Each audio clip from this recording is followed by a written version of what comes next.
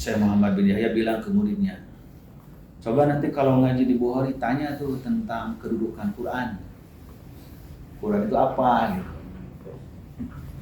Maka selesai ngaji Imam Bukhari ditanya, wahai Syekh, izinkan kami bertanya, kalau Quran itu makhluk atau bukan? Imam Bukhari mula-mula nggak ngejawab.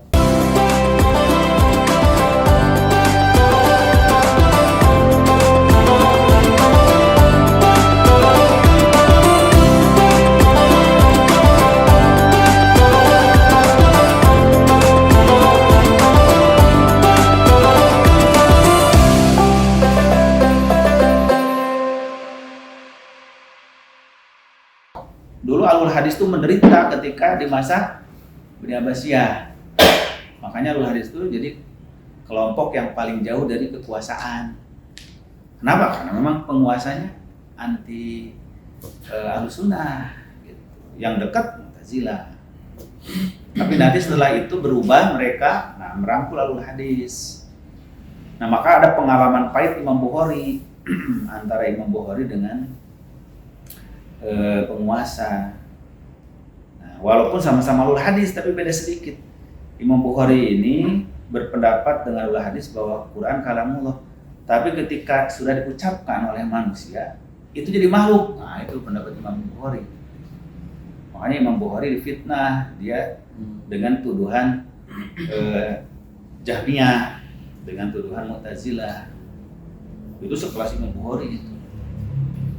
Maka Imam Bukhari setelah berkelana puluhan tahun mencari hadis, sebelum berkelana mencari hadis, beliau sejak kecil sampai usia 16 tahun itu di Naisabur dengan belajar hadis ke seorang ulama besar. Namanya siapa? Namanya Muhammad bin Yahya.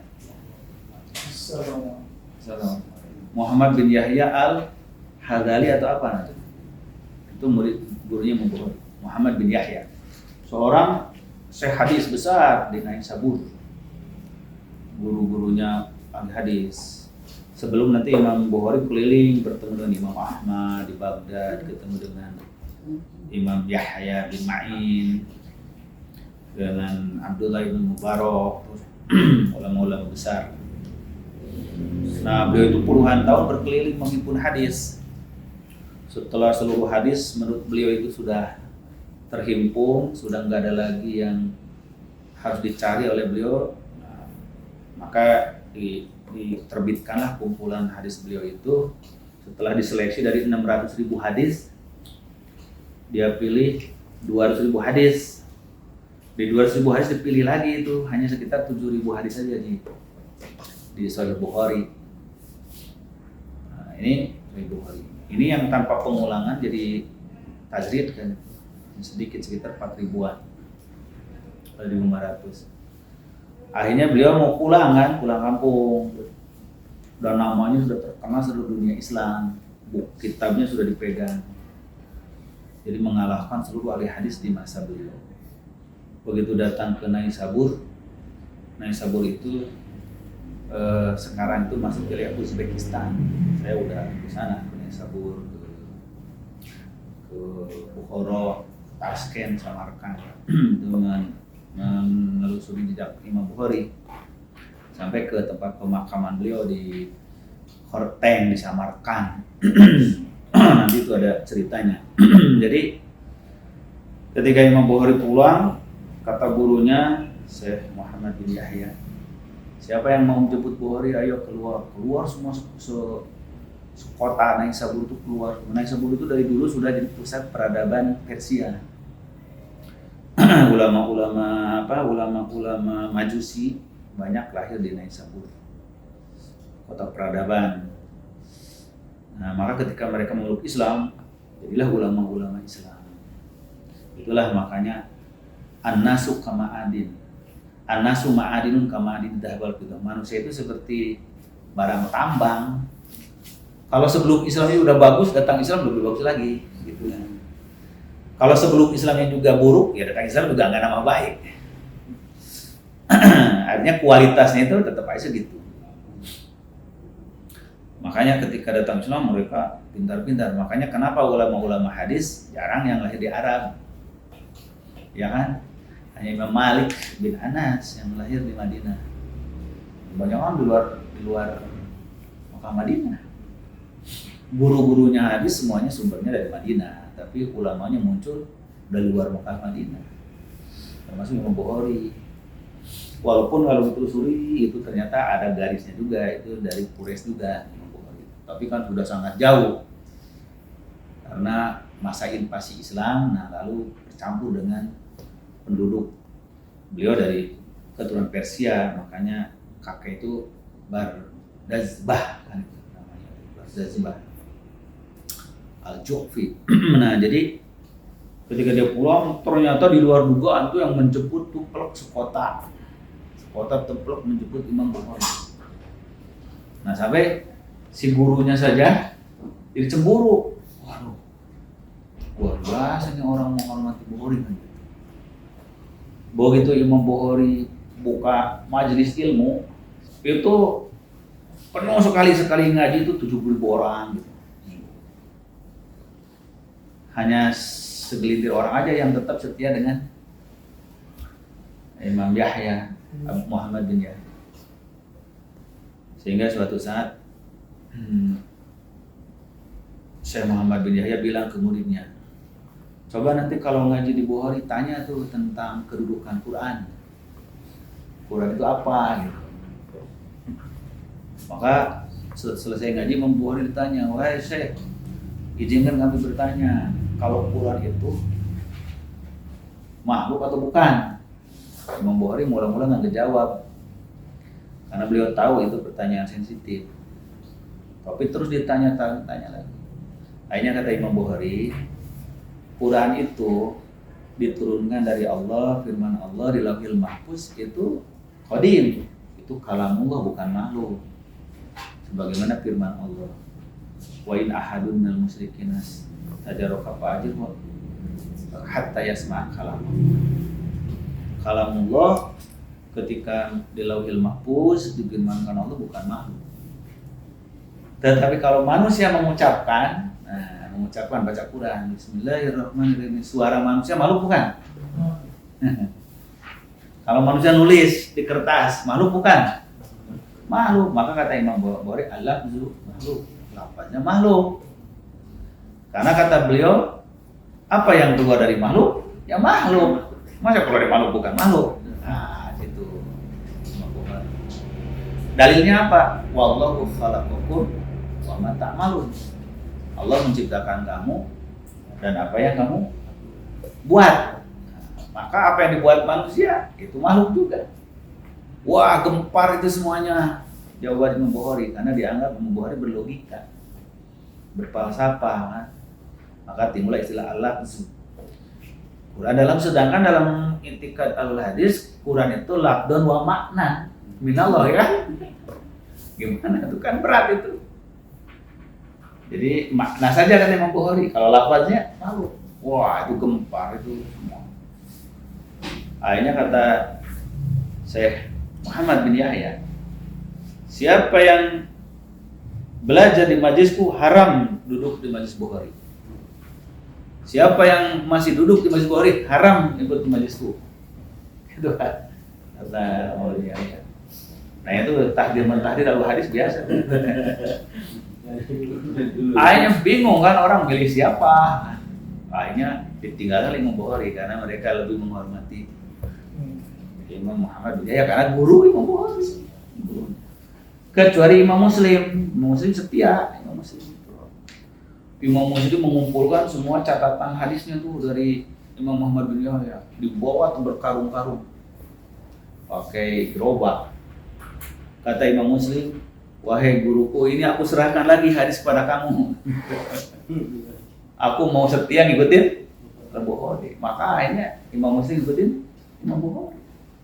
Sampai Imam Bukhari akhirnya karena terus-terusan jadi gunjingan, akhirnya keluarlah dari Naisabur.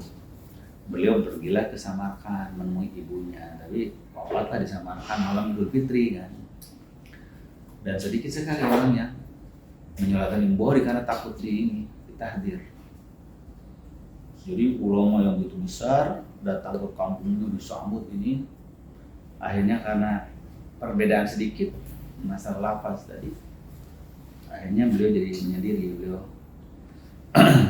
takut jadi keributan, mengasihkan, pergilah ke menemui ibunya, tapi wafat di Horteng. Nah, Horteng itu satu desa di kota Samarkand. Saya pernah ke sana lihat makam Imam Bukhari. Lihat. Sekarang makam Imam Bukhari itu dibangun di belakangnya, di depannya itu masjid megah sekali, masjid Imam Bukhari. Di depannya itu indah sekali. Nah, itu dibiayai oleh Presiden Islam Karimov, presiden pertama di Uzbekistan setelah merdeka. Islam Karimov. Di sampingnya itu dibangunlah pusat kajian hadis. Nah, jadi di sana kajian hadis gratis.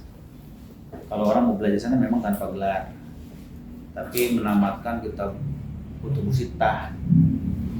Siapin asramanya megah sekali, tempat olahraga, fitness, halamannya luas tuh. Saya ada foto-foto videonya, itu indah sekali. Nah, kalau bicara lagi makam Imam Bukhari. Nah, jadi Imam Bukhari itu meninggal terasing karena dimusuhi oleh guru dan muridnya, karena masalah perbedaan Quran itu lafaznya itu makhluk atau firman Allah kalau diucapkan manusia. Makanya kenapa Imam Bukhari sampai ngarang kitab yaitu Khalqu Af'alul Ibad, bahwa kemakhlukan perbuatan manusia itu membantah anggapan teman-temannya alul hadis yang menganggap lafaz Quran itu bukan makhluk. Nah, ini perdebatan di internal hadis. Maka Imam Bukhari wafat di situ. Yang setia menemani dari alul hadis itu Imam Muslim saja. Tapi kalau kita cek kitab Imam Muslim, nggak ada satupun hadis Bukhari itu Muslim. Aneh kan? Coba nih kitab Muslim mana tuh saya. Kalau dicek itu nggak ada satupun hadis hadasana Muhammad bin Ismail al-Bukhari, nggak ada.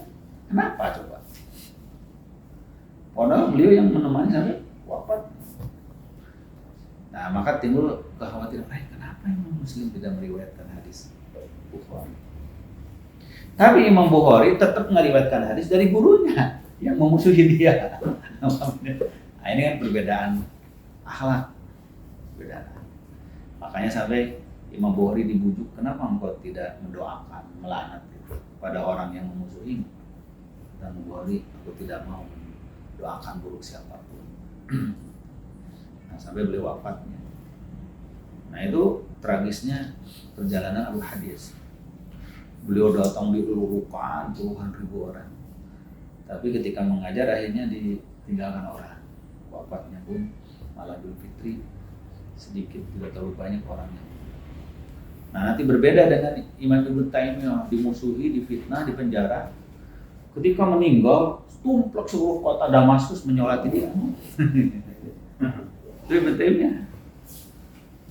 Bahkan yang lebih anehnya lagi, orang berhari-hari nungguin makam Imam Ibnu Taimiyah. Padahal beliau itu membid'ahkan itu. Ini ngajep lu kayaknya itu di bawah. Plastik bid'ah kan? Oh iya, ntar kayaknya itu di bawah dinyalain. Iya. Tadi bilang lupa kayak di bawah dinyalain.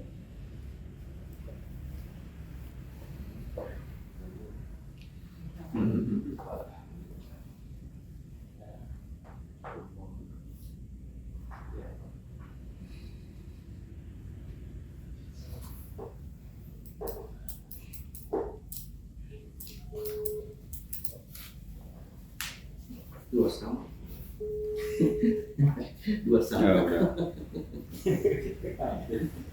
Nah, jadi ini kita memahami tulisan seseorang itu harus memahami dulu kalau kondisi sosiologisnya, kondisi ininya. Kalau cuma baca kita hambar nggak memahami ini konteksnya gimana gitu dulu tuh.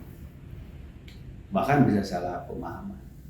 Maka harus ditelusuri dulu, ini dulu Imam Bukhari sampai menulis kitab ini kenapa buat bab ini, kenapa sampai buat kitab bab khalqu af'alul ibad, kenapa nulis kitab al-qiraatu khalqal imam.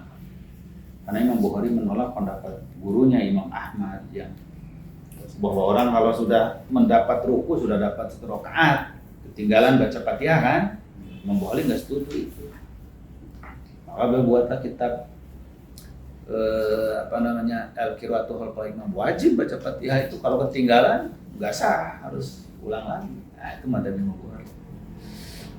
Jadi tidak semua ahlul hadis tuh sama ini sepakat pendapatnya, tidak. Itu masalah akidah, karena masalah furu itu memang wilayah ijtihad.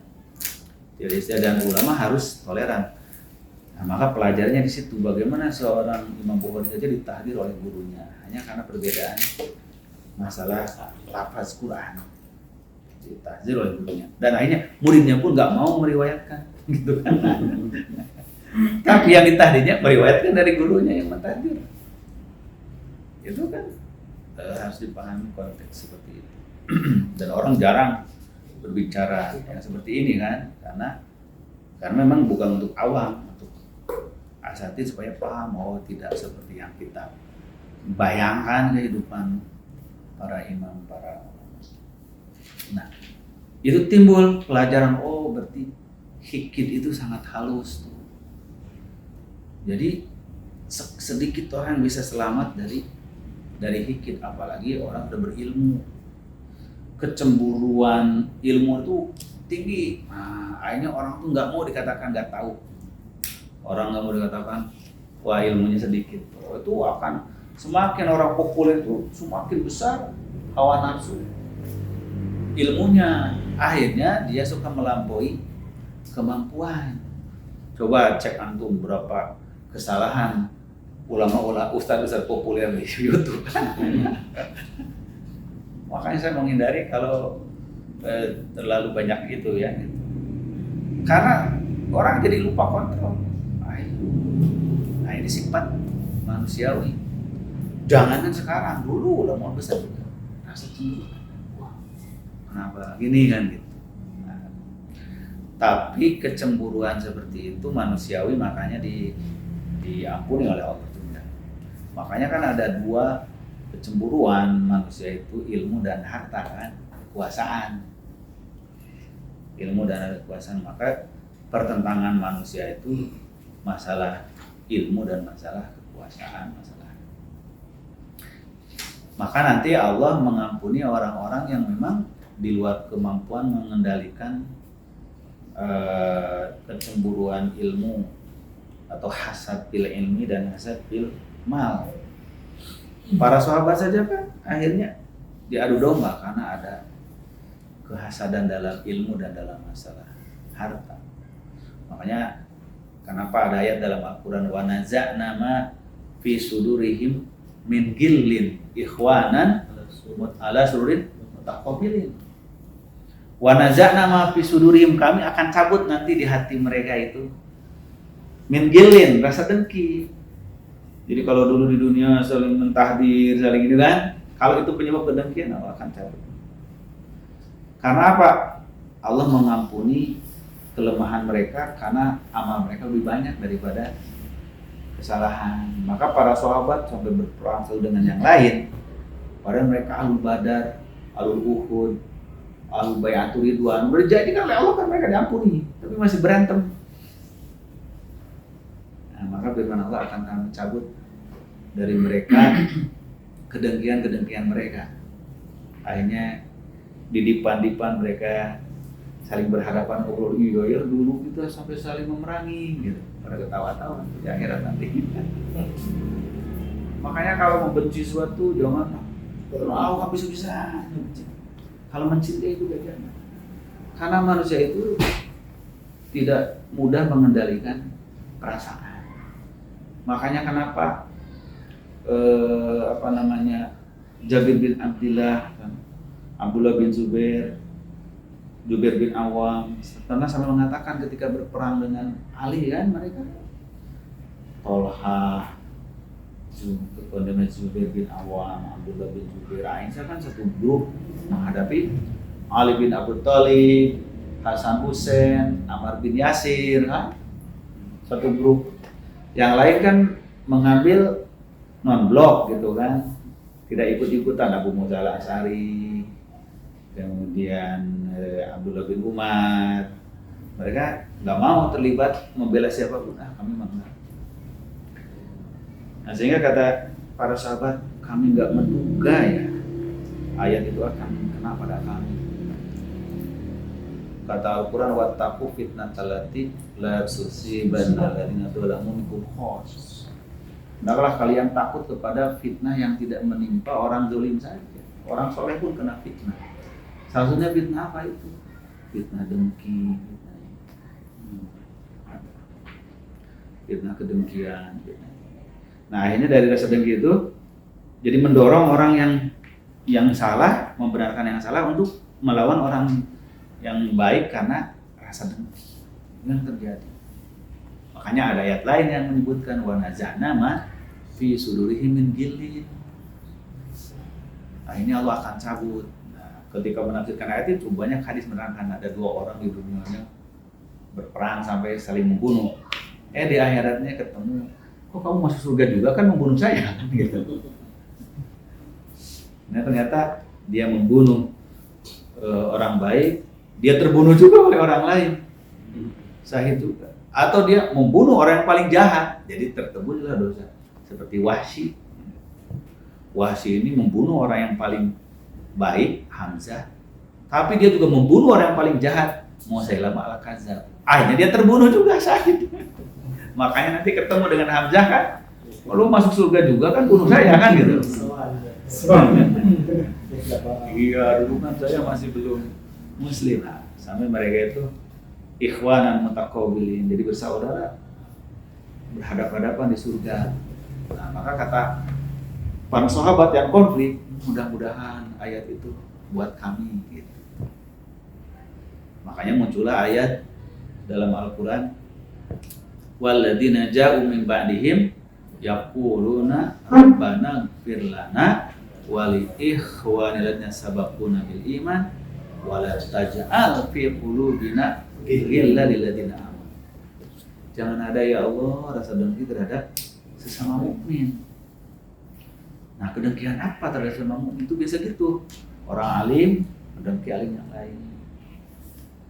Pemimpin mendengki pemimpin yang lain. Itu kedengkian di antara semua orang alim. Nah, kalau pahala mereka lebih besar daripada kedengkian mereka, Allah ampuni. Tapi kalau orang yang nggak punya amal besar, ya suhada jadi nggak ada penghapusnya.